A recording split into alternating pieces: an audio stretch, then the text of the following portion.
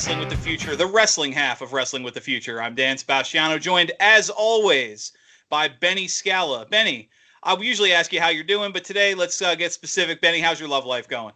Well, not so good, and I'm really sorry to say this. I joined a dating service, and so I've gone on a number of dates, and it just seems like before every date I throw up. I don't get it. Before every date I throw up, but the really weird thing is that all my dates throw up after the date. So hopefully it gets better. But thanks for asking. Okay, that's usually not a good sign. Last week, Benny, you and I, we talked about the wrestling, what was in 2020, and today we're looking at what could be, what we hope to see in 2021. And joining us, we have a great guest. He's been on the show before. Benny, why don't you introduce our guest to everybody? Javier, it's Ojst, right? Yep, Javier Ojst, yep. Renowned author from ProWrestlingStories.com, Javier Ojst. Javier, welcome back. Thanks for having me back, guys. I'll try to misbehave this time. That's the name of the game. The more the better. There you go. Well, like I said at the top of the show, the topic today, we want to focus on 2021, what we can expect, what we hope to see. Excuse me.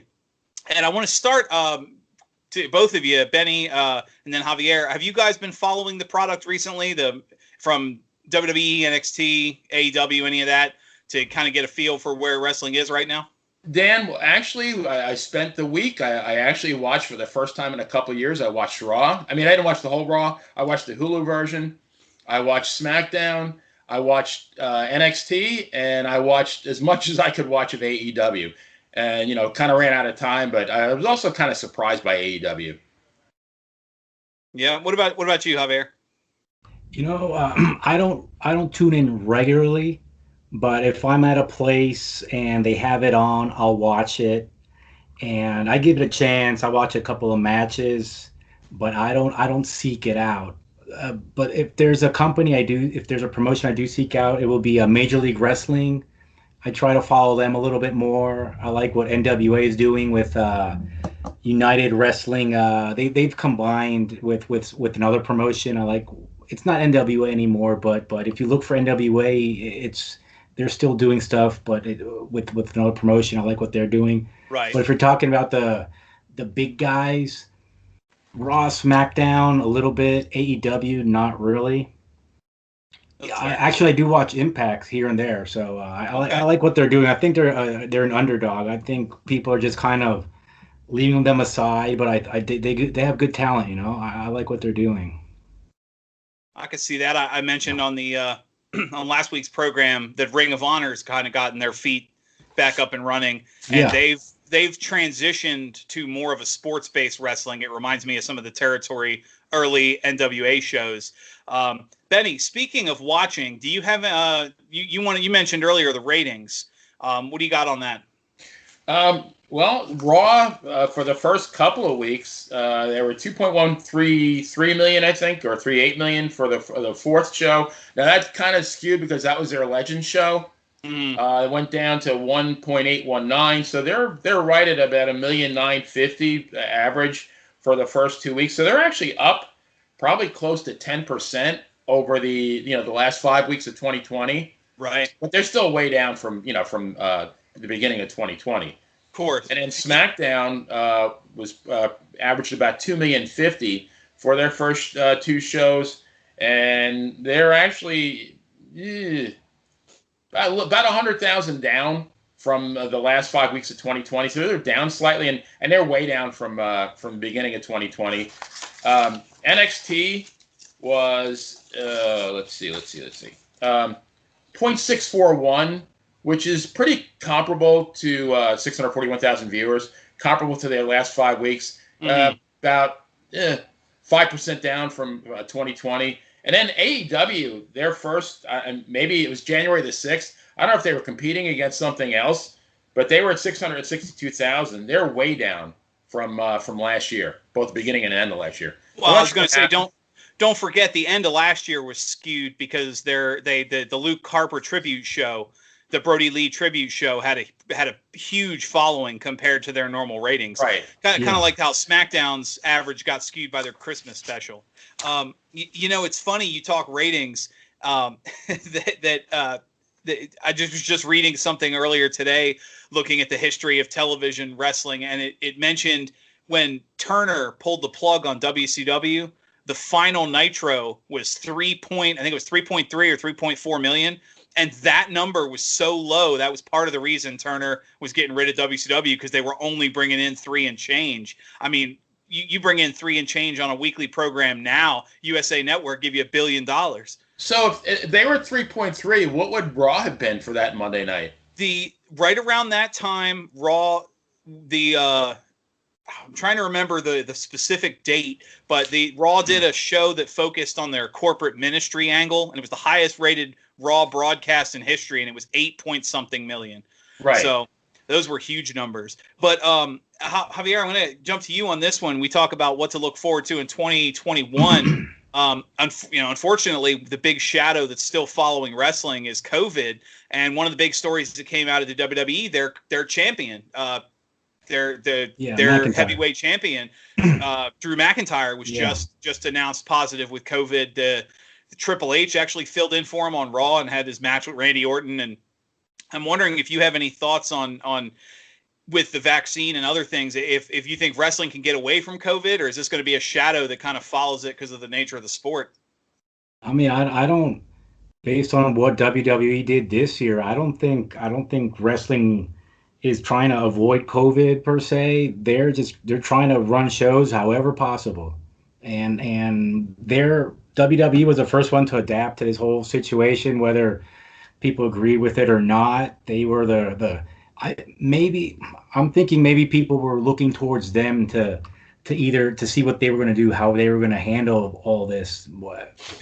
People want them to lead, right? Because they are the number one promotion. So once they saw, WWE's running shows, okay, they're doing this thing with all the screens, and they saw how they handle it. Then I think, AEW also, between those two, the smaller ones were looking to see how they could run shows legally, if they were allowed to. Because if you aren't allowed to by law, they weren't going to. But once they allowed them to, they would follow suit of what the big two were doing. And New Japan, I think, was right there too. And just within a couple of months, they started, but they didn't let people go. New Japan kept a lot of everyone on board. They didn't let people go. But to answer your question, this year there should be some normalcy established.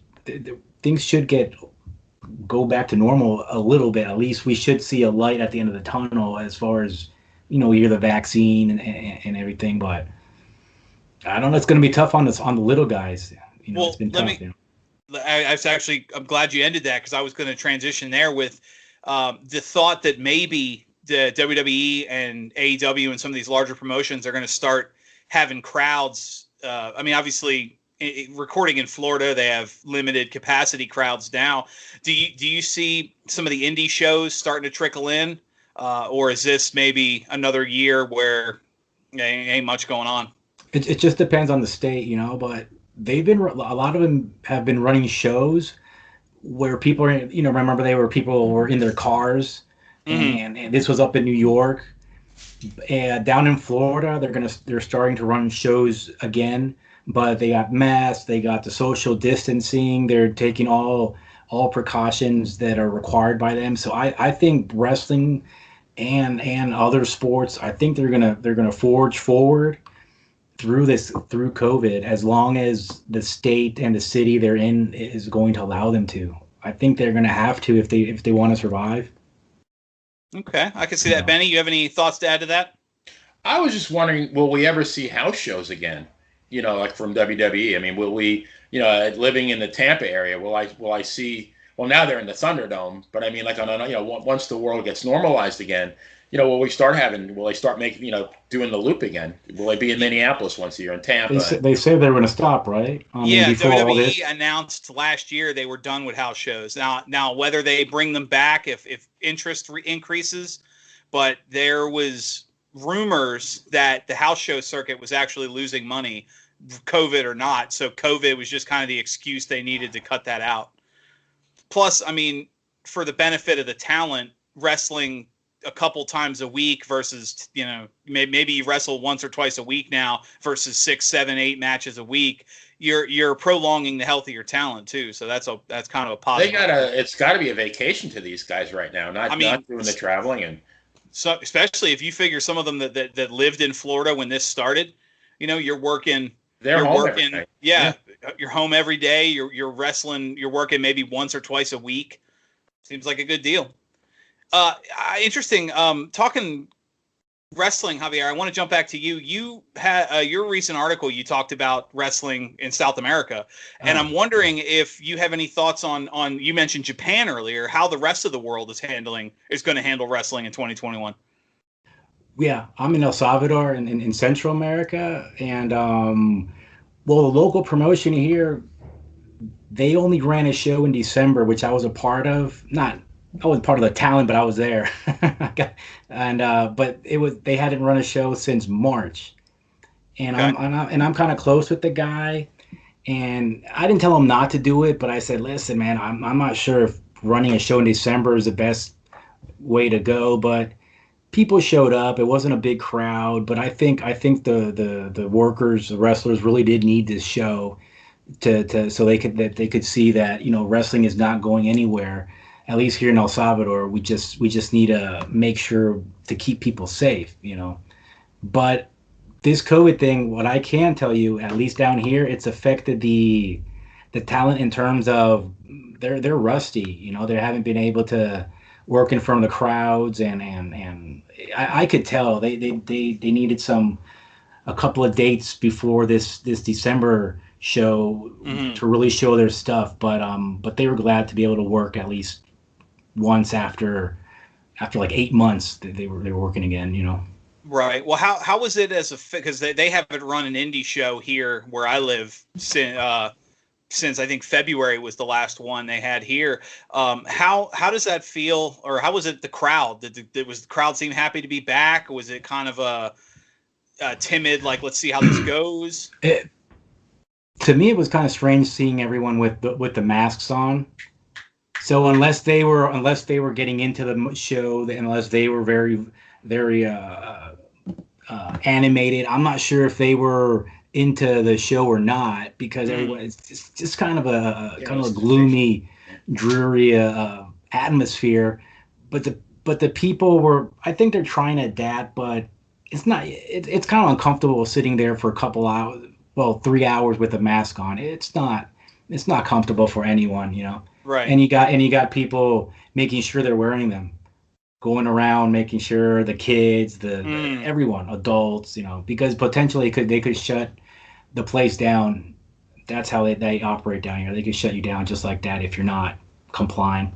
Right. I can understand that. Benny, you're in Florida right now where they are running shows. How does the fan base down there feel that you guys actually have wrestling? Is there fans that still refuse to go, or how does that look? I mean, I'm actually looking for a local indie promo. I know that in Mississippi, which isn't too far away, they have an indie promotion called EPW. I think it's Extreme Pro Wrestling. They're running shows every Saturday night. And, oh, wow. Okay. Yeah, and they've been running them for a while now, and I think they are following the social distancing thing. So not full crowds, they're wearing masks and things like that. But I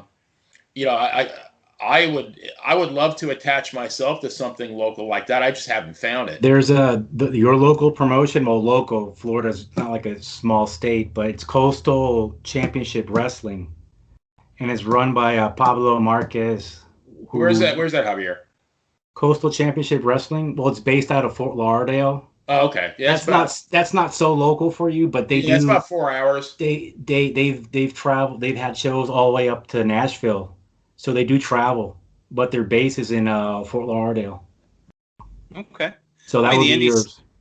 That would be your kind of local promotion, Benny. Okay. Sorry about that. I didn't mean to cut you off. I thought you were finished. Yeah. No. The indie scene seems to be coming along. The big, Javier, you mentioned the big three. We're in January, so you talk wrestling, you can't talk about the build. The biggest event in this time of year is the Royal Rumble. And interestingly enough, WWE's leaning heavily in their part-time talent as well. They've built so far 2 main events for coming up in the Royal Rumble in 2021. Drew McIntyre, assuming he's cleared come COVID. Given quarantine dates, he should be cleared right before the Raw prior to the Rumble, but you never know depending on symptoms. He's slated to defend his title against this youthful upstart named Bill Goldberg. I don't know if you guys have ever heard of him. He's pretty young talent. How old is he now? What? I had no idea. 50s probably. Wasn't it? It's not going to be a scrap iron anymore. You know, I'm not sure. I know they're tweaks of how they're going to do it, but right now they're still slated for. Right now, it's still officially as Goldberg. Yes.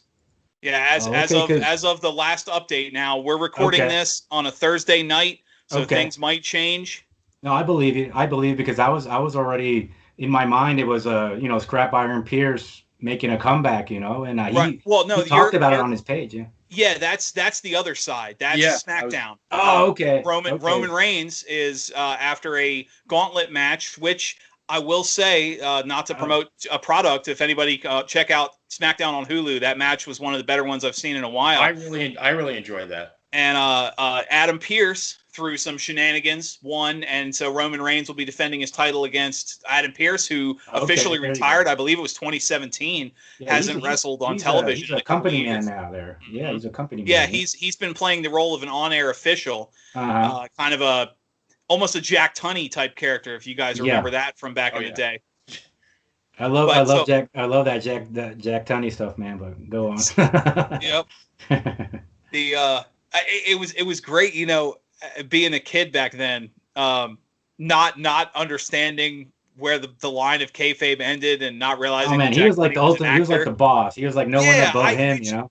You know, I genuinely thought he owned the company or ran the company or something. He was large and in charge for sure. Right. Here's the guy doing the backstage interviews is actually the boss. The announcer for the Saturday morning show is the one who owns the company.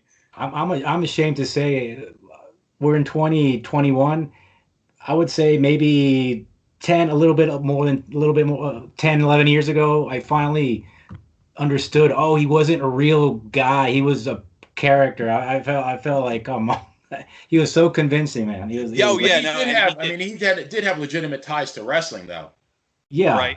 Yeah, but he was a character. You know, he didn't have the authority he tried to show. I think his brother was a promoter in the Toronto territory? I think so. I'm not sure. I would have to look it up. You know, it's actually funny because early, a lot of people forget too, early WCW's commissioner was Nick Bockwinkel. And, you know, he was another one who was an onstage character. Obviously, Nick Bockwinkel had ties to wrestling, having been the AWA champion, but a few years before. But you know, like late 90s, right, Dan? Around late 90s. Yeah, mid to late 90s. And I remember early to mid 90s is it probably, but Nick Bockwinkel, the story goes, he cut a very bad promo where he forgot the name of the upcoming pay-per-view. And just kind of was like, you guys are going to wrestle this weekend, you know, and it was like, okay, you're done. But going back, Adam Pearce, obviously the backstage affair, the on-air, management level. Yeah. So you've got two title matches, technically part-time talents. I don't know how you would classify Adam Pearce, having not wrestled. Goldberg, obviously he gets one match every 6 months or something like that as part of his contract. So I'm curious if you guys have any thoughts there. Here is what is arguably the second biggest pay-per-view of the year for the biggest company in the world. And your two main events, other than the Royal Rumble match, are two part-time talents, one of whom, you know, hasn't wrestled in a couple of years, and the other of whom is old, and his last match, he almost killed The Undertaker. Who goes first? Benny, what do you think? What are your thoughts? Yeah. Well, you know, I saw the SmackDown when they had the whole build to the Adam Pearce match, and I knew who he was, but they didn't really make much of a mention. They said he was, he had wrestled in the past, but that's really as far as they went with it. So they made it sound like he was a prelim guy somewhere. Right. And then he won. He won the match, the gauntlet match, by a total fluke. He didn't even wrestle. He just, somebody threw him on top of somebody else. I mean, which the rest of that gauntlet match I thought was excellent. I really enjoyed that. I enjoyed SmackDown except for a couple of things. That was one of them, and the other one was that when Roman Reigns was in the ring with Jey Uso and Paul Heyman, Paul Heyman didn't say anything. And Right. now you have like arguably the best guy on the mic over the last 30 years, save Jim Cornette. And I'm thinking, like, if he's not saying anything, why is he there? Like, well, isn't that what he's there for, to get Roman Reigns over? Yeah, but I think Paul Heyman adds that just have, it's like kind of like Bobby Heenan when Mr. Perfect would cut his own promos.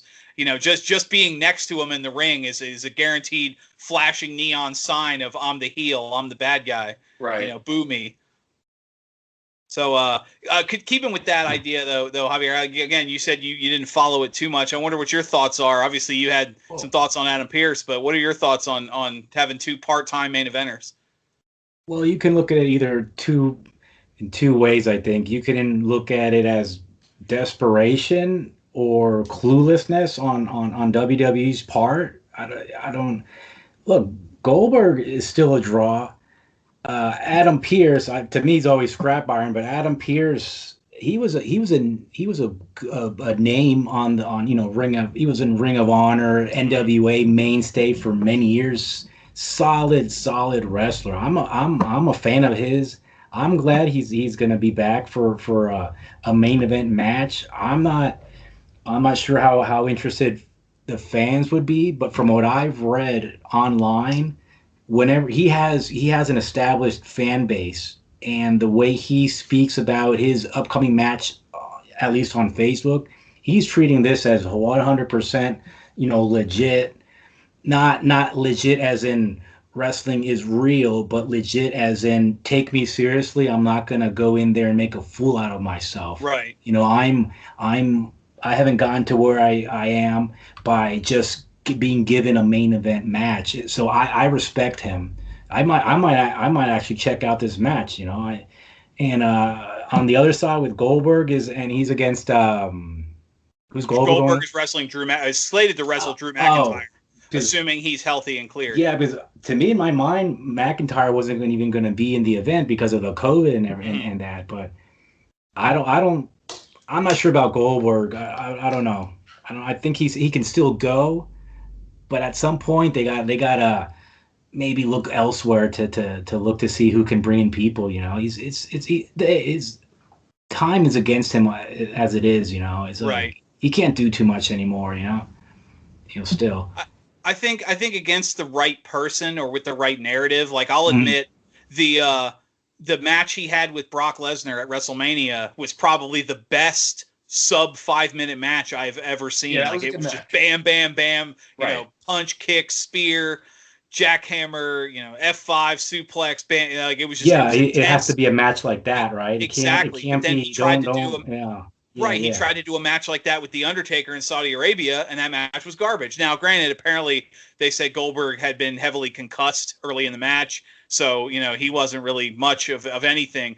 But I think it's telling because it's either a stopgap. We've seen it before. If you remember, early days, you'd periodically have so it would seem like a random person or a side match, like I don't know.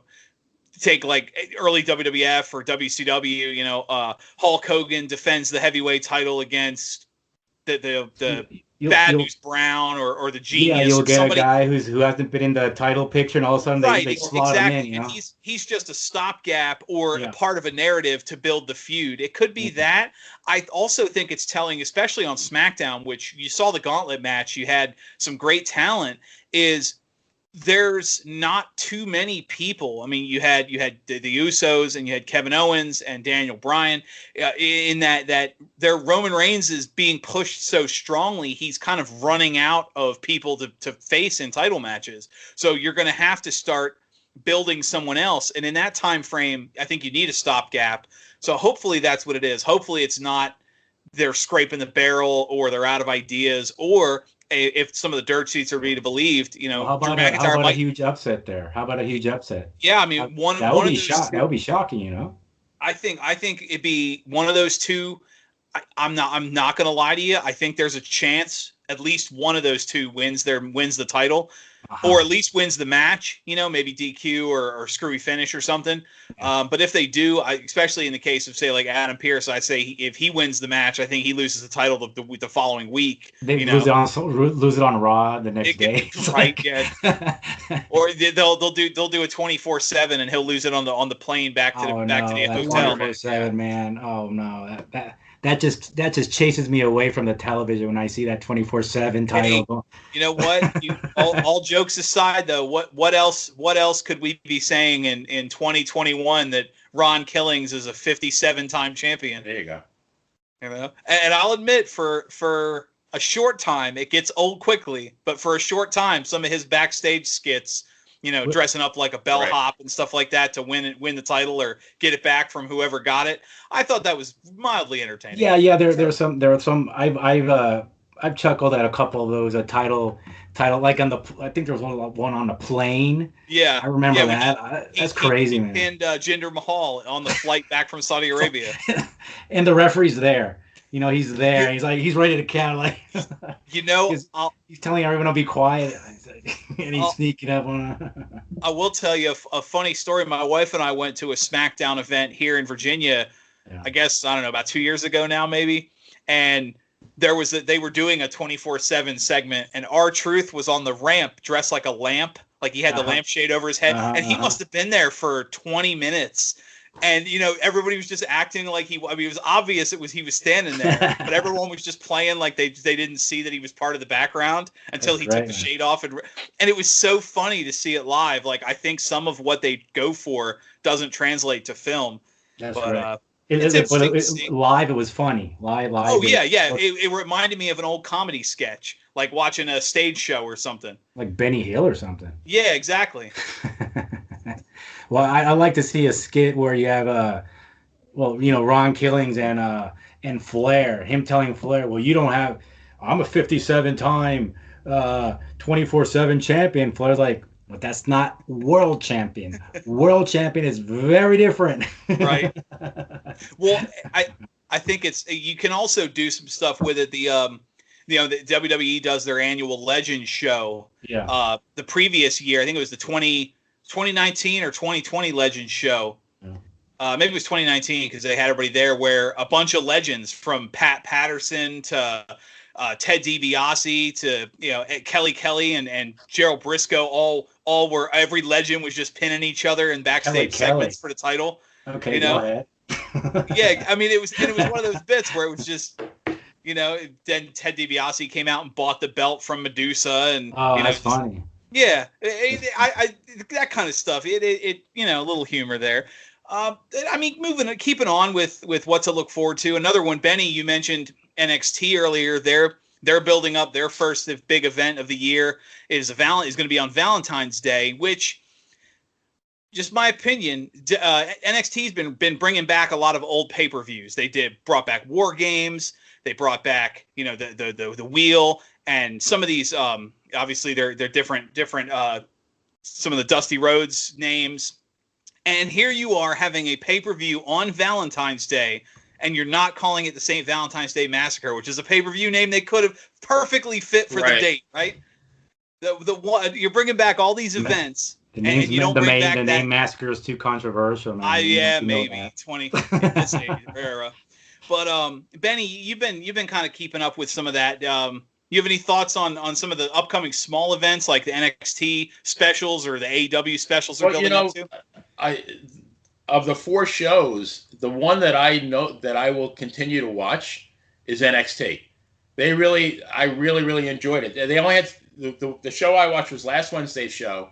Okay. They only had 3 matches, but they were all great matches. They had Damian Priest versus Karrion Kross, which was an outstanding match. And then they had Rhea Ripley versus Raquel Gonzalez, which was an unbelievable match. And then they had Kyle O'Reilly versus Finn Balor. Right. And that was a show. They were every one of those matches. They had 3 matches in an hour. And And they had Wade Barrett, and I love Wade Barrett as a commentator, and they had Vic Joseph and Beth Phoenix. But Wade Barrett used the term receipt, which I loved. But then he used the term crimson mask, and that was such a great throwback term. I just marked out when he said that. I thought that was great. But the whole show was great, and with the British accents, even better, I guess, right? Oh yeah, absolutely, Javier. Absolutely. You know, Benny, the story coming out of that episode of NXT is that Rhea Ripley and Damian Priest are the next up to be main roster call-ups, which would explain too also the outcome of their matches. I'm wondering if you have any thoughts, having been a follower of NXT and given the nature, I think something we talked about on the show more than one occasion, of how the main roster handles NXT talent, if you think either of those two can break the mold. I think Rhea Ripley could. I'm not so sure about Damian Priest. Aleister Black came up and he did pretty well for a while, but I mean, where is he now? Is he still even? Is he on the show anymore? I mean, he wasn't on what I saw. He's under employment, but the rumor is he's just waiting out his contract to leave, because obviously, remember, Vince, they fired his wife earlier, the end of the year. So, but I mean, he was on fire at NXT. He was unbeatable. Oh, yeah. And I'm thinking Damian Priest, is he going to go the way of an Aleister Black? I think Rhea Ripley's a little bit different. I think she's more of a standout, and I think she will do well. So I mean, I think she's. But I always think of what they did with Asuka. Asuka was, she was a goddess in NXT. What was her? She was over 2 years as a champion. Yeah, she was on for about 3 years. 500 and some days undefeated. And then she loses to Carmella. I mean, what the hell? Well, Carmella can moonwalk, so that's true. I forgot about that. That took her off her game. That did. That threw Asuka off her game. Anybody with James Ellsworth as a manager deserves a title shot. Absolutely, apparently. yes. Just keep him away from your kids. And Javier, I'm curious. Do you have any thoughts on the NXT talent, or are you not as up to date on the program as Benny is? I don't watch it regularly, but if someone is tired and a little just wants more action and wants more wrestling, NXT is definitely what they should be tuning in.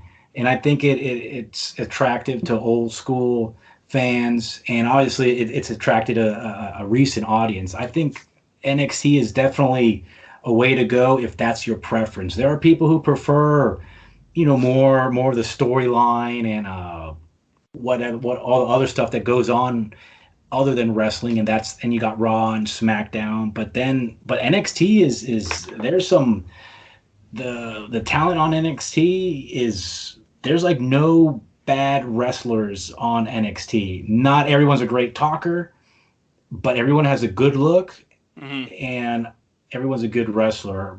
But again, like you guys talking about, when they go up to Raw, SmackDown, that's what happens then. What are they going to make them when they go up? Because it seems like there's this. It's kind of like a ceiling there, like a ceiling of certain stars where that they're not going to get past them, right? And those are the ones that are kind of switching the belt back and forth over a period of a couple of months, right? Yeah, they unfortunately, for every Asuka who's currently a champion, or some of the some of your female call ups, unfortunately for every one of those you have your No Way Jose's, you have your, like you said, Aleister Black, you have unfortunately, Baron Corbin kind of floundered for a while before he found his footing. What they did with the Vaudevillains and how Sanity and the Ascension, who were undefeated for over a year on NXT, came up and became jobbers. They got jobbed out to the New Age Outlaws. Got beat up by some legends. It seems that unfortunately the story continues to come out whenever somebody seems to falter. There's that backstage segment. Vince McMahon said at the end, he'll lose interest in somebody and he'll move on. Like a kid with a new toy. Okay, this character bores me now. Stop pushing them. And next thing you know, somebody who was a two-time NXT champion hasn't been on TV in 3 weeks. I am amazed at the quality of the wrestling on NXT and how intense and competitive the matches are presented on NXT on Raw and SmackDown. And I don't like beating speeding up the horse while it's already down. But just what I see, to me, the energy level on a lot of the Raw and SmackDown matches isn't there. It just seems like they know what they're supposed to do and they're going through the motions. But in NXT, sure, the matches there is coordination between the two competitors, but it's just crisper, and you just feel like one wants to beat the other, and it just helps so much in you getting into the match. It just helps for you to lose yourself in the match when you feel that they want to win, that they're taking it so seriously, you know. Javier, when you just spoke, the word that came to my mind was passion. These guys, to me, they have passion. I don't think the guys in Raw and SmackDown have passion anymore. Have you ever seen you can compare it, for example, like high school football, college football, and NFL. I've gone to high school football games, and those kids are out there almost killing each other. And I'm like, these kids are giving it 110% every down. You watch college, most of these games I've seen throughout my 42 years here, I mean, they're giving it their all.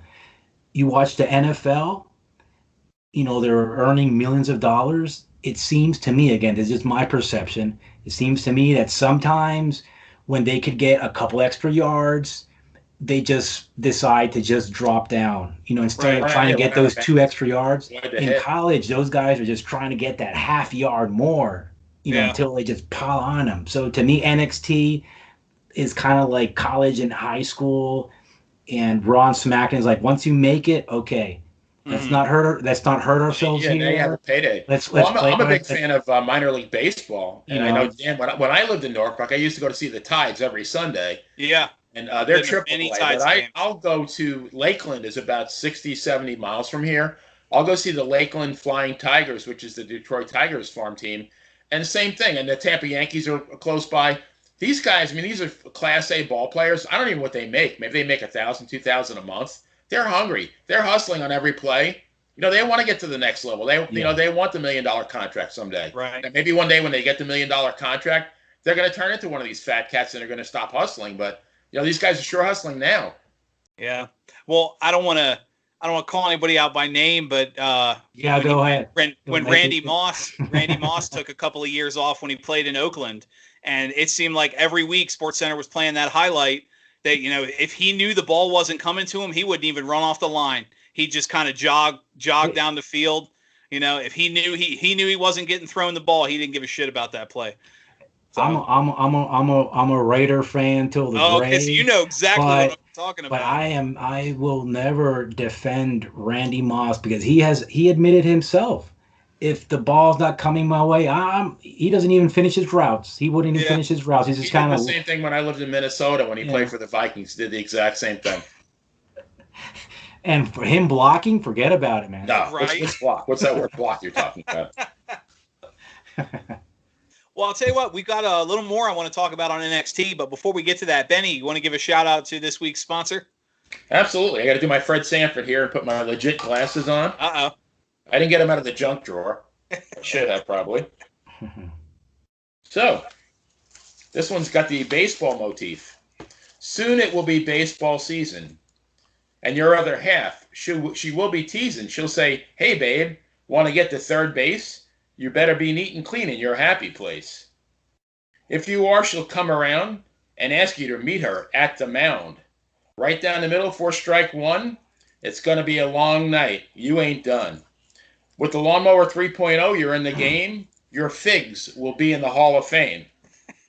For the seventh inning stretch, you'll stand erect with an awesome package that commands respect. So go to manscaped.com, enter the promo code WrestlingFuture, and once again, that is WrestlingFuture, to receive a generous 20% discount. So take that dame to the game. Use the Lawnmower 3.0 inside your four walls. You'll kiss her between the strikes, and then she'll kiss you between the balls. The end. You're scaring me, Ben. Every week you're scaring me even more, man. I know. Beautiful. That's our good friends at manscaped.com. Like Benny said, manscaped.com, promo code WrestlingFuture. Your balls will thank you, and so will we. To continue with NXT, I don't know, even know how I can follow such a wonderful thought. I want to touch on something another commentator said in his recent podcast. Jim Cornette was talking about NXT, and he specifically went after Johnny Gargano. And the argument he made, he calls him Johnny's same face, is that his look, his mannerisms, his matches, Johnny Gargano, one, he argued would never succeed in the territory days. But two, he said he's the last person on NXT he'd ever want to build a company around. Now, he got a lot of flack for that because obviously Johnny Gargano is very popular, especially among indie wrestlers. I'm wondering if you have any thoughts, Benny, on Jim Cornette's narrative that specifically because we were just talking about NXT, that Johnny Gargano is not the guy to push in 2021. I don't know. I mean, as far as like maybe not, I mean, would he be a world champion? Probably not. But, back in the days in the territories, I think he'd be a solid guy. I mean, Jack Briscoe wasn't known for his facial expressions, but he was a hell of a wrestler. And same with Johnny Gargano. I mean, he's a solid, what they call a solid hand. The guy, the guy puts on a high quality match every time. Yeah, so he doesn't make, he doesn't sell his, he doesn't have the facial expressions, and maybe that'll hold him back. But I mean, to me, he'll always be a viable entity. Okay. What about you, Javier? You have any thoughts on Johnny Gargano or Jim Cornette's words?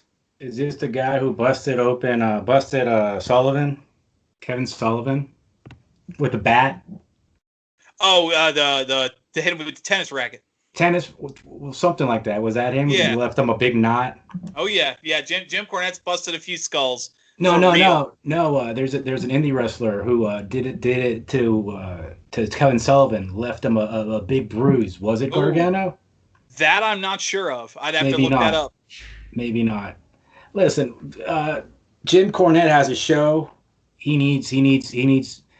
Whenever he speaks, people will listen. He has a good following. I listen to his show. I respect a lot of what he says. Whether this guy is the guy to lead NXT or any indie promotion, he might be wrong there. There's so many other guys who have less talent than Gargano. I've seen this guy. This guy's a real deal. I enjoy his work. So in that respect, I would have to not agree with Mr. Cornette, even though I listen to him pretty regularly. Okay.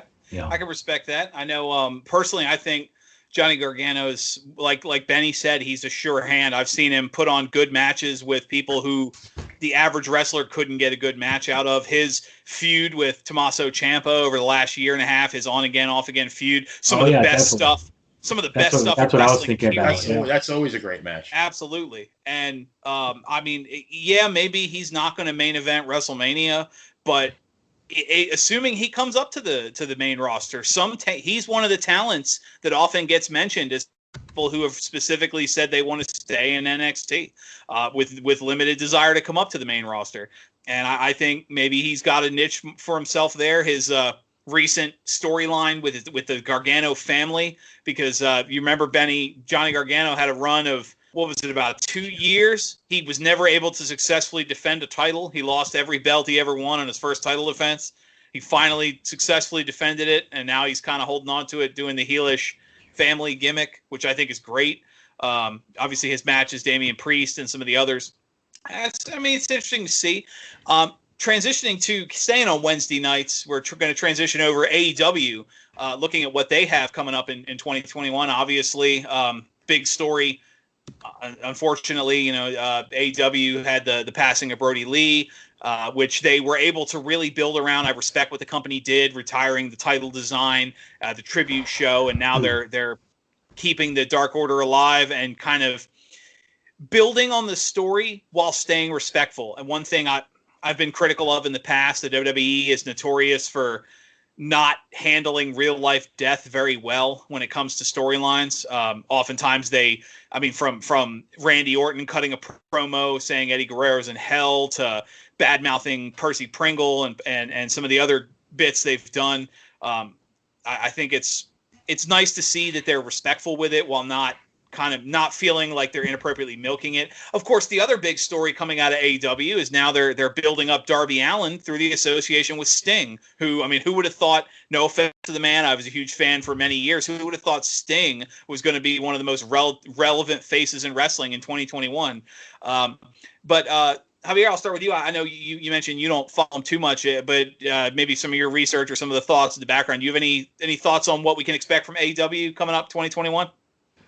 I think AEW 2021, COVID notwithstanding, it might be the year that they finally find their way to what they want to be, right? Because it's a kind of, they got a lot of talent, obviously, a blend of veterans and some of the best talent out there, the younger talent. But I think even though Sting is there, he should be, we know he's going to be used sparingly. If he's probably not going to get in the ring, his health wouldn't allow it. He's got neck problems or something that he retired because of a neck injury. Yeah, he can't really take any bumps. But anyway, I think AEW, it's possible, more like probable, that they might do a nice little rise in ratings this year, even with COVID. I think they're going to find their way. They have to. I think this year is critical for them. Right. Yeah. Okay, I can respect that, Benny. And you're catching up with the product. You said you didn't catch AEW too much. You have any thoughts on what we might expect from the second Wednesday show this year? I think, kind of building on what Javier said, I think to me, this is going to be their make or break year. Either they're going to really establish themselves as viable competitors to the WWE, or they're going to be an also-ran. But I really do think, now to me, they're an acquired taste, like scotch. I'm used to drinking wine and beer. I really haven't drank a whole lot of scotch. I haven't watched a whole lot of AEW. What I did see was kind of bizarre. I watched some tag team with, I think it was SCU and the Young Bucks against, I got my notes here. I can't even think who the Acclaimed. Okay. Yeah. So it seems like there's a whole lot of factions, but it was an 8-man tag match and nobody tagged each other. I had never seen anything like it. Except though sometimes they did. Sometimes they tagged each other, sometimes they didn't. There was really no rhyme or reason to it.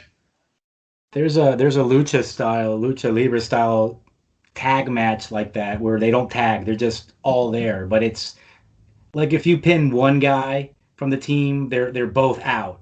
But they're not tagging each other. They're all there. Right. Almost like a what do they call it? A tornado match. Tornado tag. I think that's a concept. Mm-hmm. Well, and you said the Young Bucks. It was a Young Bucks match, so I assume you saw at least 20 or 30 super kicks that match too. Then. Oh, it was nothing but high spots. But they do have. I mean, the roster is laden with talent. Yeah. And they do have. They got Jake the Snake, right? They got Arn Anderson. They got Tully Blanchard. They got DDP. They got Sting. That's a whole lot of wrestling knowledge there, and I really think they have some potential. I really think they could take off. They have a ton of talent, mostly younger guys, and who knows? Have their ratings been pretty flat this past year? Their ratings really been, from the beginning of the year to the end of the year. Their ratings were the most out of the 4 shows. Theirs were the most constant. They did not go down really at all. They didn't increase. They didn't decrease either. But they had more viewers than Raw and SmackDown, and with Next they had more than NXT though. So they basically fight more with NXT than Raw and SmackDown, and with ratings wise. Yeah, I know. The thing is, they go head to head the same day, right? They do. Yeah, the fans. But I'm talking about just in general ratings. Right. Yeah. They don't really worry about the main product. The fans have dubbed it the Wednesday Night Wars. Okay. They'll book certain things in response. Like if NXT is running a takeover pay-per-view or a takeover special, AEW might do a big main event or something. But they don't really run against Raw and SmackDown directly. They don't run directly against them, but if you take the ratings of AEW and a Raw show, how are they? Actually, and Benny, you might have more specific numbers. SmackDown was number 1 last year, but AEW did on more than one occasion beat Raw for the week. Okay. Where AEW would have, especially being on TNT, they might get the sports carryover. They would have moments where they might beat Raw, not much, maybe beat them by 100,000 or something, but they've pretty much consistently beaten NXT last year. Yes. Remember when AEW started and people wanted AEW to go against Raw, Yeah. and WWE decided to put NXT against them on the same day, and it was almost like a slight, you know what?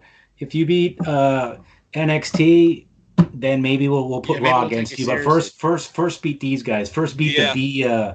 the B show. You know. Oh, I That's what remember it was. You because know. Yeah. That's yep, good.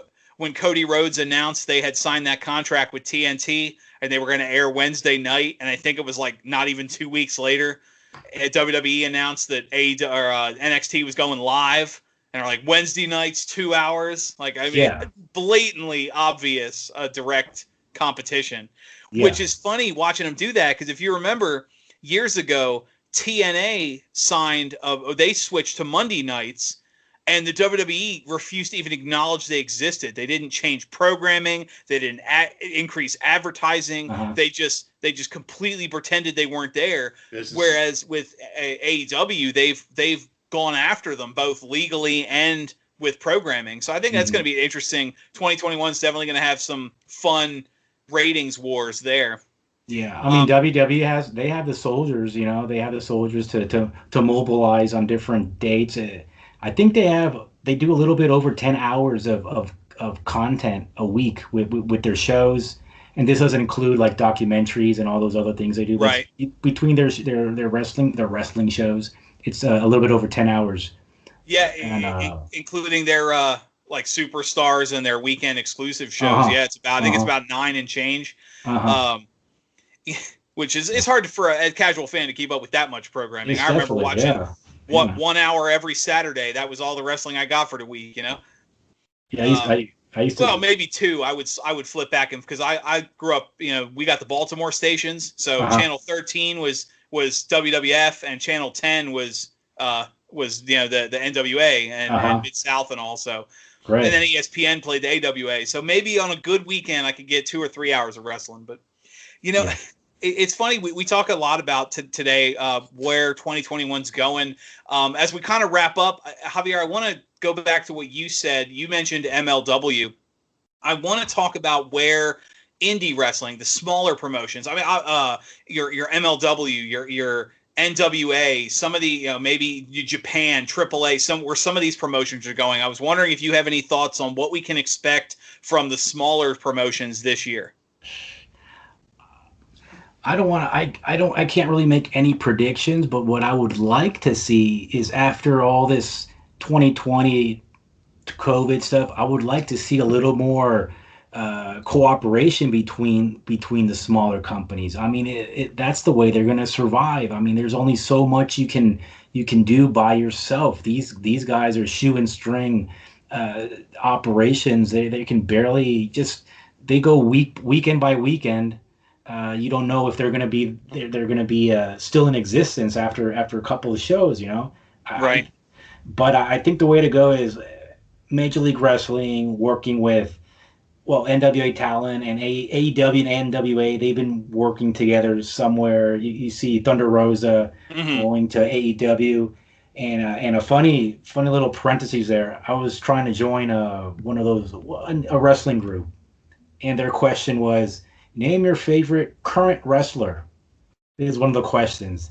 And I'm thinking, who's my favorite current wrestler? Do I have a favorite current wrestler? And I'm like, wow, who do I mean, I can't just put anyone because, you know, what's your favorite one? And I think it might be Thunder Rosa. Out of all the wrestlers, male or female, she might be it. You know, she has good matches with everyone. Great. Oh, yeah.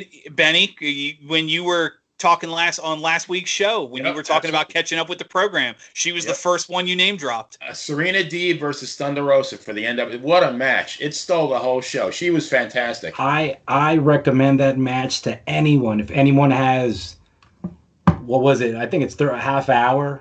Anyone has a half hour. Just watch that match. I promise you it's professional wrestling at its finest. Yep. Male or female. I don't want to say women's professional. Probably was the best wrestling. female match I'd ever seen.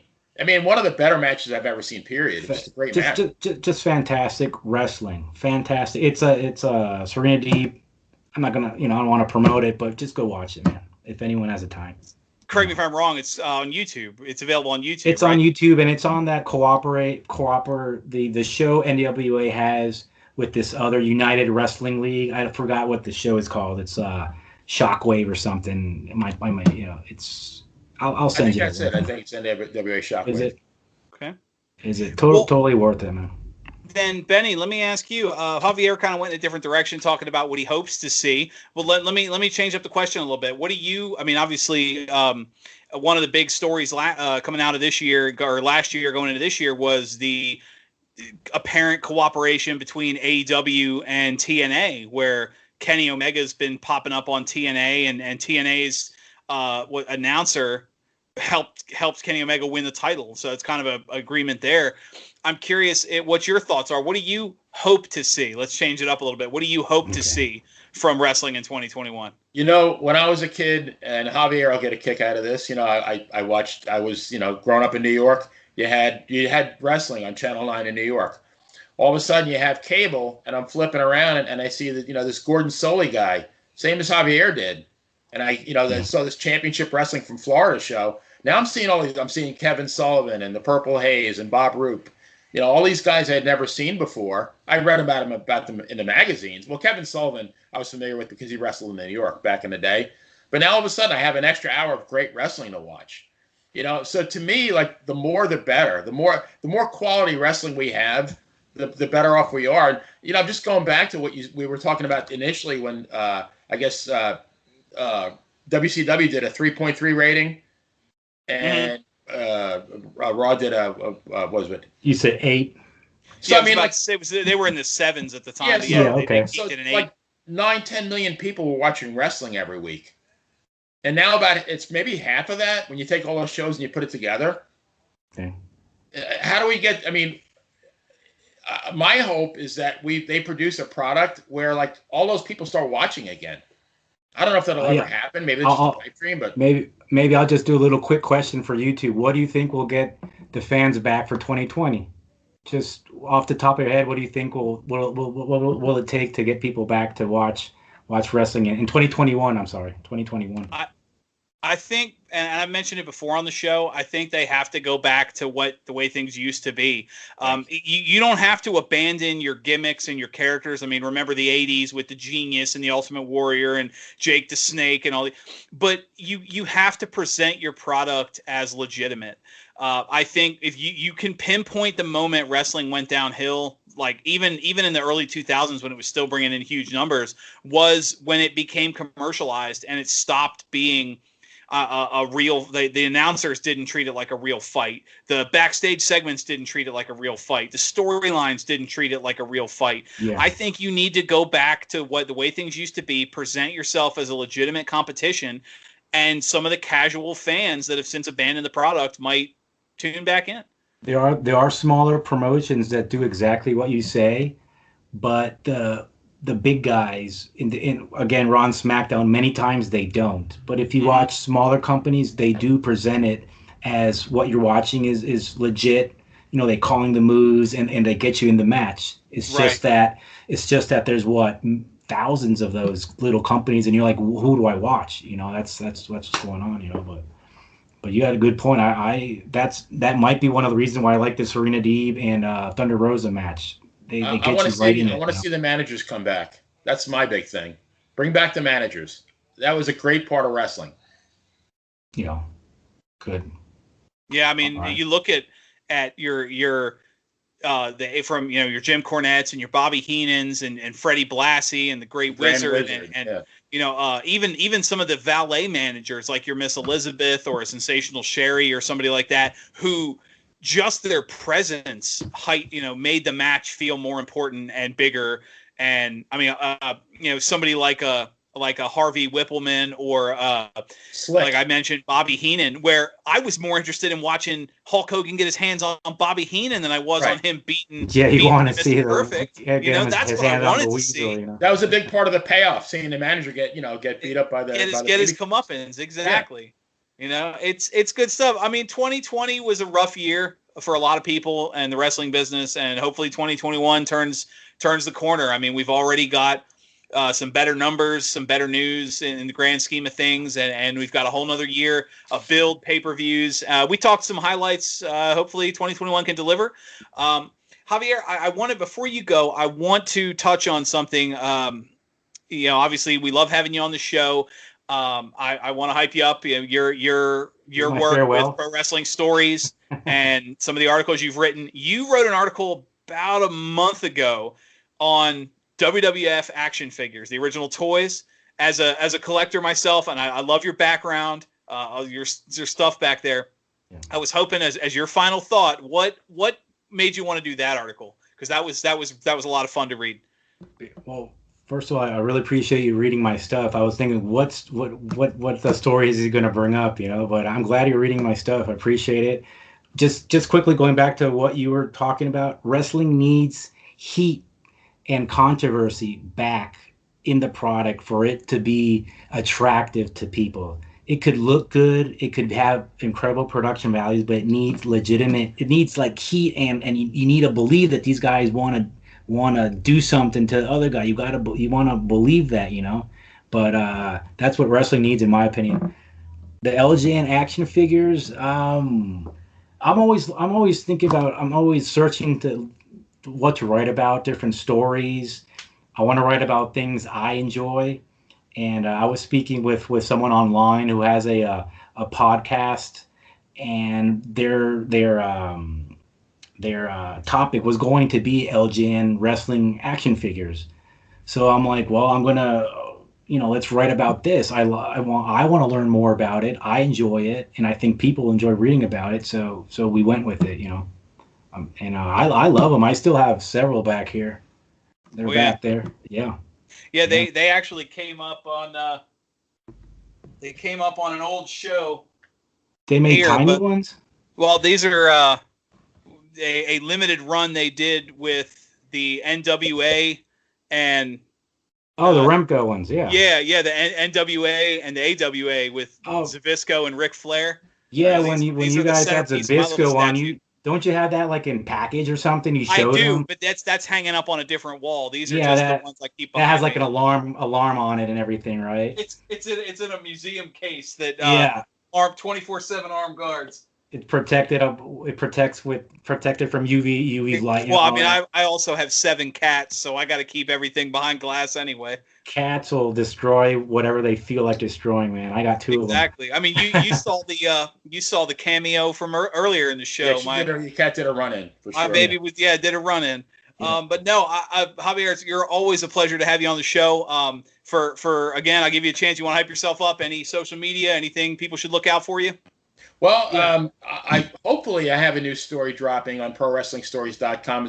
It's going to be called, I think, The Men of Saturday Morning. And actually, Javier inspired me for this because I was going to write about one guy, and he said, "Why don't you write about all the guys on Saturday morning?" So, I mean, I'll probably have to do a sequel because I really couldn't include everybody, but it's about, kind of more about how I felt when I got to watch wrestling on Saturday morning. You had that feeling that for the next hour. I even made the analogy that there could be a mushroom cloud out my living room window. I might check it out as commercial break, see what's going on, but otherwise I'm watching the action. And I mean, and that's how drawn in and how involved I was in the matches. And I wish it could be that way again for me. Fair enough. Well, the advice I gave Benny was, hey, this direction you're going is totally wrong. You got to do it this way. I didn't say it that way, right, Benny?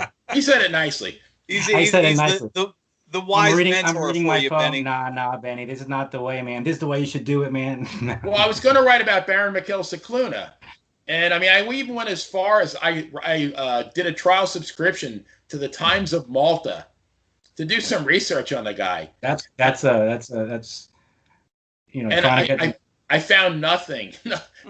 I mean, Cicluna is a very popular Maltese name. Right. So, I mean, I found like a million Cicluna references, but nothing with him. So is that name like Smith over there or something like that? Maybe. Who knows? Like, even Scala is a very popular name in Italy. But, I just thought, well, maybe just leave. I mean, the guy's a man of mystery. Maybe just leave him at that and just concentrate on like the rest of the guys. And I included him in the story. But there's so many guys I had to leave out, so I'm sure there'll be a part 2. Correct. Well, there you go. A couple of authors. That's from Pro Wrestling Stories is the website. So, Benny, always a pleasure. Javier, always a pleasure having you on. So for Benny, for Javier, I'm Dan the Man. Good night, everybody. Thank you, and have a